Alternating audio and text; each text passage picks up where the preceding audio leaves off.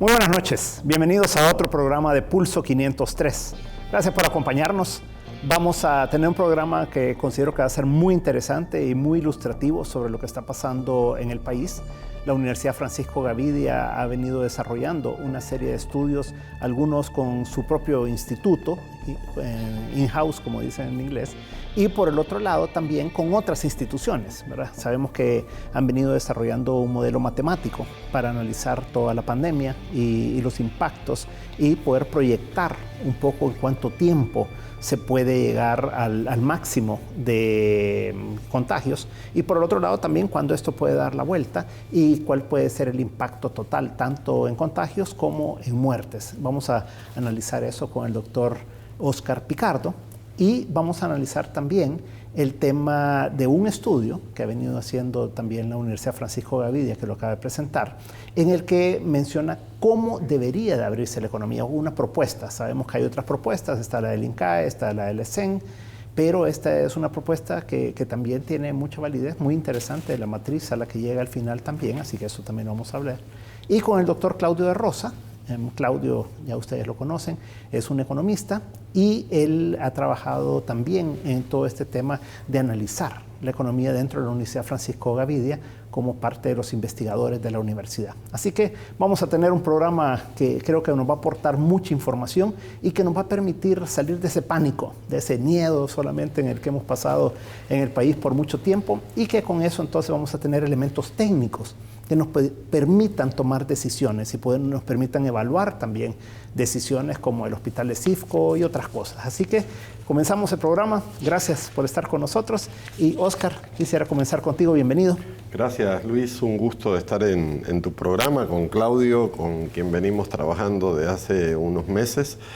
Y bueno, conversando sobre datos, sobre ciencia, más que sobre política, ¿verdad? Que es lo que necesitamos, descontaminar un poco la discusión. Exacto, tener elementos objetivos, ¿verdad? Y Claudio, muchas gracias también por estar con nosotros. Es un placer estar contigo, Luis, y por supuesto estar con Óscar aquí, que como decía, llevamos ya bastante tiempo investigando para hablar en términos no técnicos, sino que dar sustento técnico a lo que se dice, porque no ayuda en nada yo creo que no sirve. Hay que tener datos, hay que tener análisis, y como lo hemos dicho más de alguna vez, nadie tiene un número exacto, pero si uno dice cuánto puede caer el empleo, por ejemplo, nadie va a saber exactamente el número, pero si todos están más o menos en la misma proporción, en la misma cantidad, ya te empieza a dar una idea que va a haber un impacto muy fuerte. Entonces eso es lo importante de tener sustento técnico. Gracias.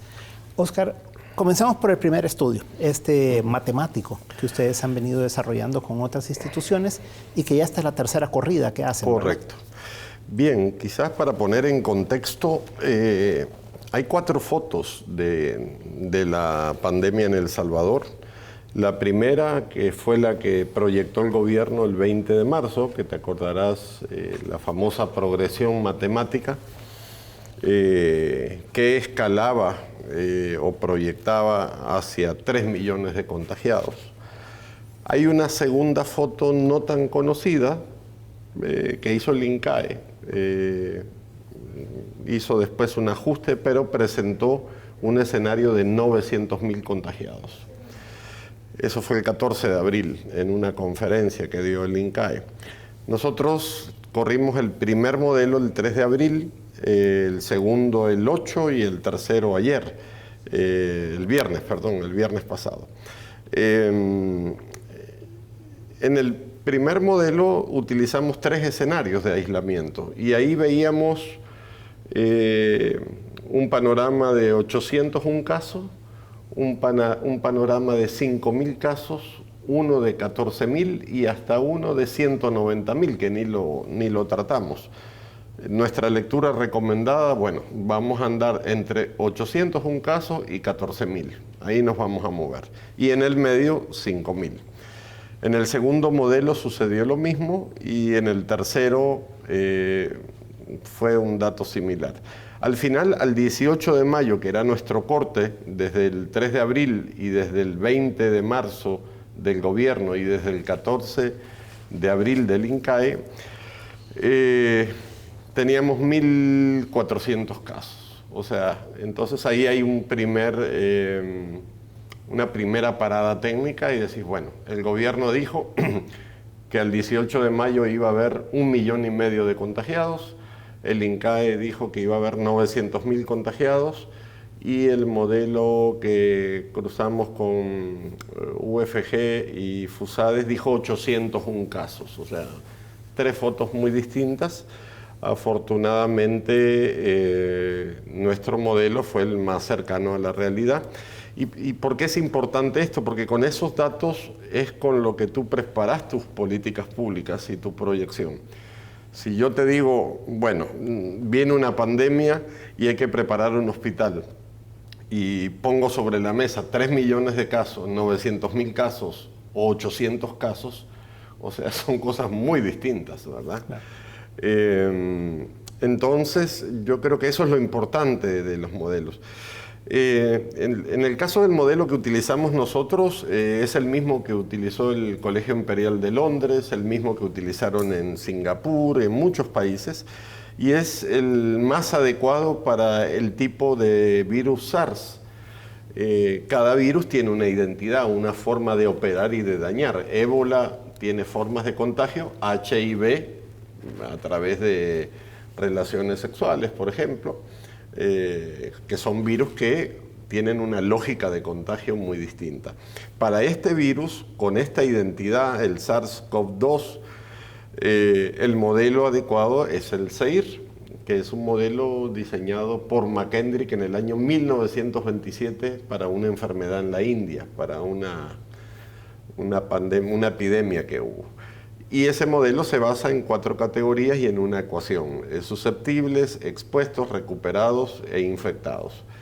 Y ahí aparece el famoso R0, el famoso número reproductor básico, que es el que te habla de la velocidad y dinamismo de contagio, ¿verdad? Un país con epidemia con R4, R04, significa que una persona contagia 4. Nueva York llegó a tener RO9, ¿verdad?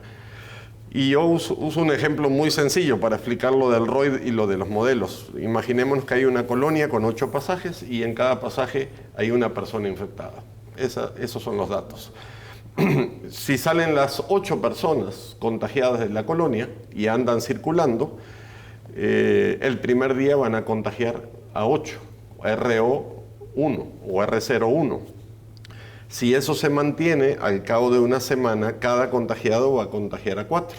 O sea, si nos retraemos a la fecha inicial y el RO es de 4 y salen los 8 simultáneamente, van a contagiar a 32 personas. Y estas 32 a 64.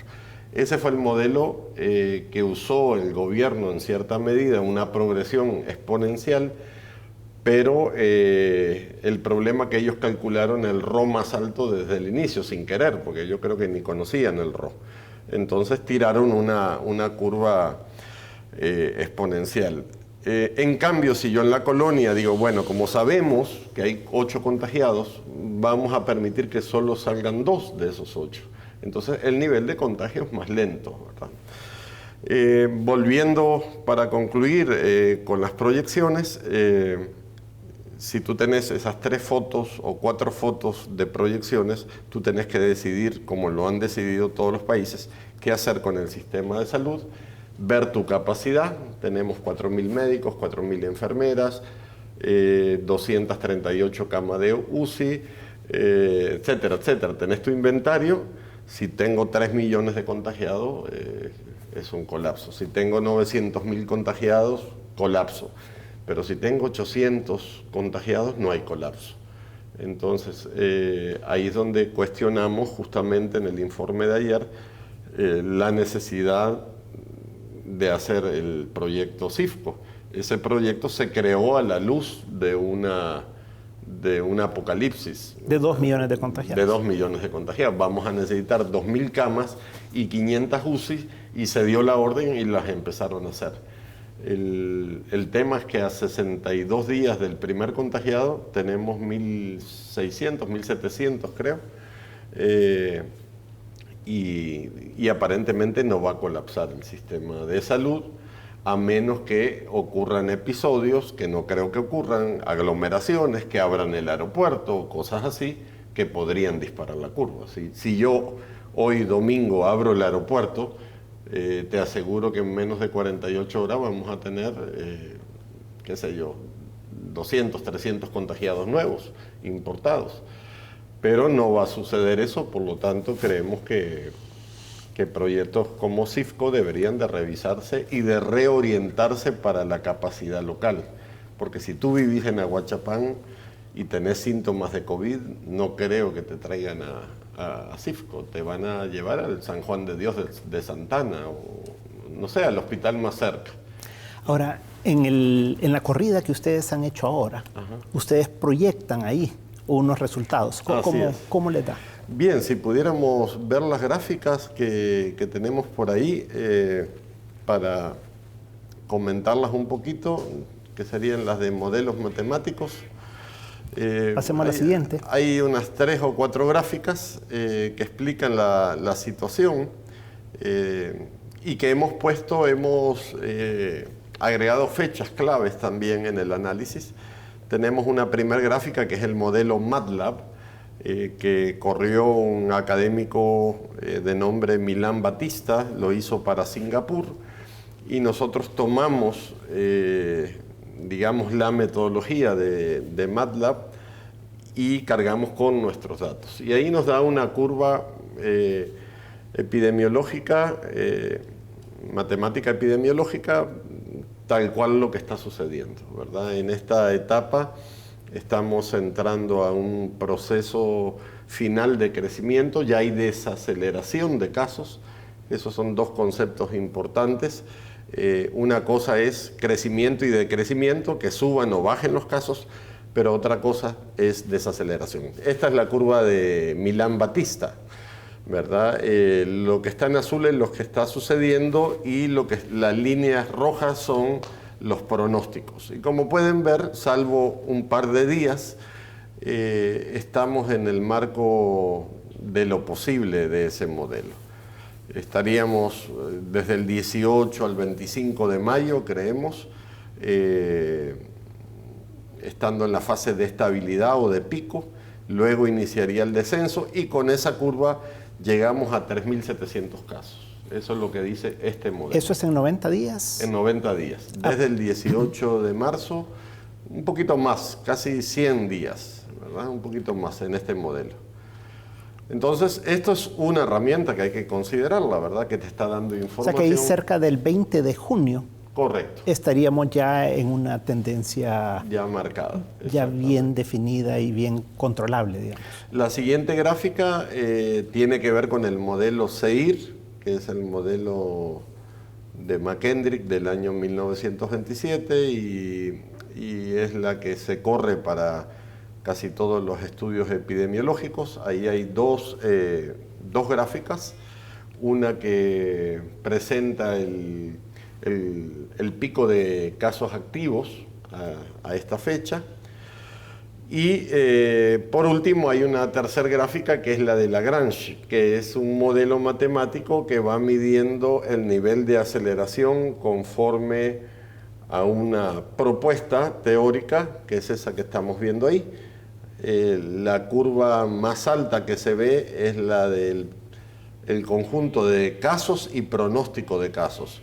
Y la roja que se ve atrás, que es la que va separándose de la curva principal, es la que está indicando que hay desaceleración. Es decir, el ritmo de contagio, la velocidad de contagio se ha perdido un poco, entonces eso indica que podríamos estar entrando. O sea que estábamos en más o menos, ahí habíamos llegado como a 100 casos por día, ahora ha bajado como a 74 70, por ahí, 80, ¿verdad? Exacto. Entonces eso es a donde ya la curva comienza a reflejar que pudiera ser que ya tocamos el máximo, digamos, correcto, ¿verdad? Y que podría comenzar ya a descender y ya tener un comportamiento normal, estadístico normal, digamos. Tener unos 5 días, calculo yo, porque hemos estado viendo otros países, lo que ha sucedido en Costa Rica, lo que ha sucedido en Corea del Sur, en Taiwán y en Nueva Zelanda, que son buenos ejemplos.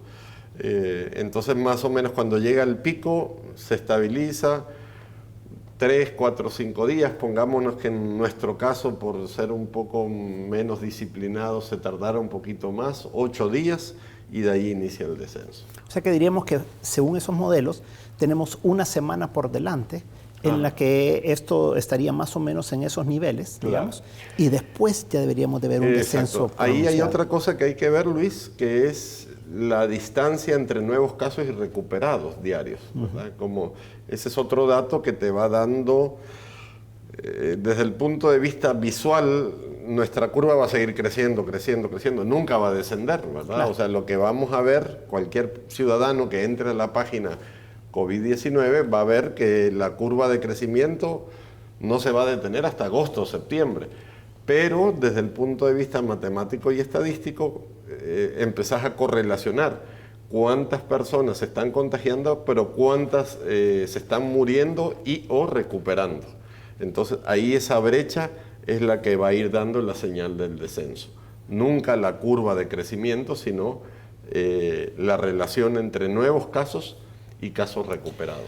Yo he visto los gráficos estos también de la Universidad de Johns Hopkins, ya cuando uno trabaja un poco los análisis, te da cuántos casos nuevos hay y eso ajustado por el tamaño de la población. Exacto. También, ¿verdad? También. Por cada millón de personas. Y ahí vemos una relación diferente, por ejemplo, Guatemala, El Salvador, Costa Rica, ¿verdad? Claro. Que nos dan... Sí, a veces solemos ser un poco simplistas, sobre todo la gente que no conoce, cuando ve, uy, en Guatemala llaman por 3.000 casos, sí, pero tienen cuántos millones de habitantes, ¿verdad? Casi el triple de nosotros. O Costa Rica. El caso de Costa Rica creo que es especial porque sí hubo un manejo muy profesional de la crisis. Todas las decisiones del presidente fueron sustentadas en la opinión de Fabio Sánchez, un modelador matemático de la UCR que se formó en Arizona State University, en el centro donde se han formado nuestros modeladores, Javier Cladellas y Jane Humberstone. Entonces, yo creo que hay una diferencia abismal en el tratamiento por el nivel de asesoría que tuvo el presidente. Claudio. Mira, yo quisiera hacer una pregunta aquí, mirándolo desde el punto de vista económico.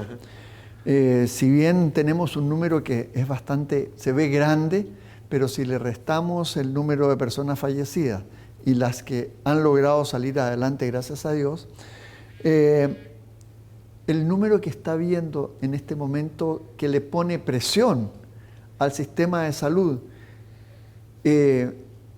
si ya estamos llegando prácticamente al número máximo, que puedan ser 100 más, 200 más, ¿por dónde andaría esa verdadera presión en el sistema de salud? Porque en este momento uno puede mirar el número completo, pero el número completo no es el efectivo, porque los que ya salieron ya no están usando el sistema de salud. ¿Cómo andaríamos en ese sentido hablando así como economista, que uno tiene el número neto de presión sobre el sistema de salud? El número de casos activos justamente al día de ayer es 2.216 casos. Ese es el número real, o sea, entre 1.800, que es el acumulado de casos, y los 570 recuperados. Luego tenés la capacidad hospitalaria. Pero, perdón, ahí cuando tú le quitas eso, ¿cuánto queda neto de la gente que está en este momento, digamos así, que está con el virus activamente? 1.216. 1.216. Y eso no le pone mayor presión real, o sea, le pone una presión grande, pero no de crisis, claro, que se caiga el sistema, a eso me refiero. Por ejemplo, tenemos, según el informe que trabajó la doctora Helga Cuellar Marchelli, tenemos 238 camas de UCI, por ejemplo. Eso es un dato duro. Claro, pero acordate, bueno, hay accidentes de tránsito, hay problemas cardiovasculares que tienen una ocupación que la calculamos como en un 50-60%, exagerado, o sea, te queda un 40% de capacidad para COVID.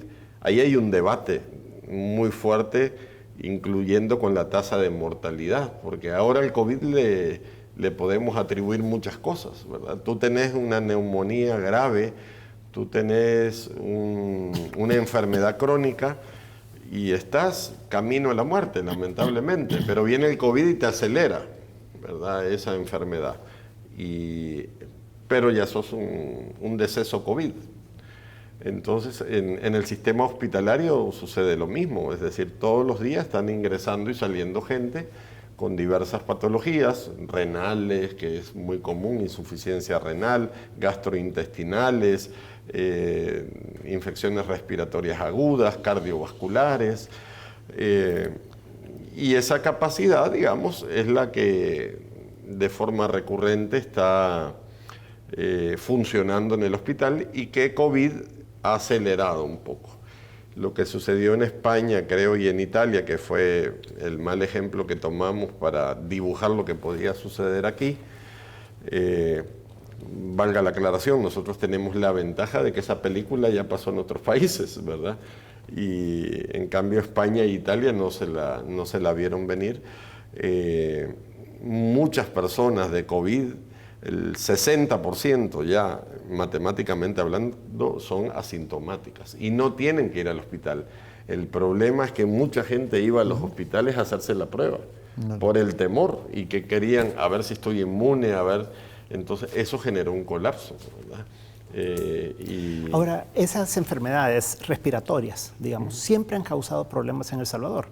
700 muertos el año pasado, según el Boletín Epidemiológico 2019.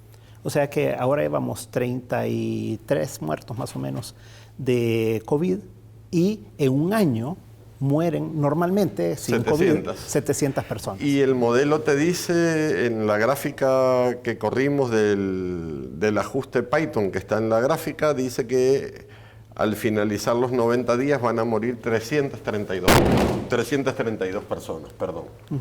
Que igual, si lo pones 90 días de un año, 330 muertos, ahí podemos ver el dato, 322 decesos. No es una cifra escandalosa, ni es para ir abramos hoyos en el cementerio porque van a morir 330 personas. Es lo que recurrentemente fallecen, más o menos los homicidios de las pandillas, los accidentes de tránsito, los de neumonía, los de insuficiencia renal. No es una cifra escandalosa. Cuando uno ve la cifra mundial en un año de la cantidad de decesos y uno ve, por ejemplo, el cáncer, ¿verdad? Claro, la cantidad, son 2 millones de decesos en un año. Entonces, eso pues uno tiene que como tamizar esos valores, ¿verdad? O sea, es decir, sí, la gente muere todo el tiempo de diferentes cosas, ¿verdad? Desafortunadamente, pero es parte de la vida, pues, claro. ¿verdad? Entonces, y lo otro, el envejecimiento, ¿verdad? Cuando empezamos con estos análisis, nosotros analizamos las tasas demográficas de Italia, de España versus las de El Salvador, y tanto España como Italia tenían más del 30% de adultos mayores. Y aquí en El Salvador creo que es menos de 10, 9 punto algo, lo cual es un atenuante también. Es una población muy joven la salvadoreña. Exactamente. Entonces eso, claro, o sea, tiende a tener un impacto menor. Menor, muere menos gente. Al final, el SARS-CoV-2 es un virus gripal, ¿verdad? Con unas consecuencias progresivas que en algunas personas afecta y en muchas, el 60% no, le va a dar como un resfriado común, ¿verdad? Entonces eso lleva a que hay que poder valorar bien, ¿verdad?, las decisiones. Exactamente. ¿Y en qué se debe de invertir? ¿En qué momento? Fíjate todo el debate que no sé si ustedes, bueno, lo vieron, ¿verdad? Al ser una enfermedad nueva, antes de ayer llegó a El Salvador un cargamento de 250 ventiladores. Y resultó que hace un mes, por las autopsias que estaban haciendo en Italia, decían que la gente no moría de neumonía, sino de unos trombos pulmonares, y que los ventiladores no servían de nada, que lo que había que dar es anticoagulante, que con cardioaspirina se podía tratar la enfermedad cuando el paciente ingresaba. Y entonces igual y desinflamante, ¿verdad? Exacto, y la famosa hidrocloxiquina igual. Ha habido muchas cosas, los túneles que están poniendo los alcaldes por todos lados, que ya una universidad chilena dijo que no sirven para nada y que al contrario causan daños dermatológicos, porque no sabemos qué le están poniendo ahí, si lejía o qué químicos para... Entonces creo yo que se han tomado muchas decisiones sin base científica y creo que eso implica millones de dólares. Esta semana salió un reporte fuerte de la hidrocloxiquina y nosotros ya compramos hidrocloxiquina en cantidades industriales y te están diciendo que eso está ayudando a matar a la gente. Vamos a ir a una pausa comercial. A la vuelta, Claudio, quisiera que hagamos un análisis de la economía, de cuál ha sido el impacto que hemos tenido de todas las cifras que conocemos hasta el momento. No nos cambie, en un momento estamos de nuevo con Pulso 503.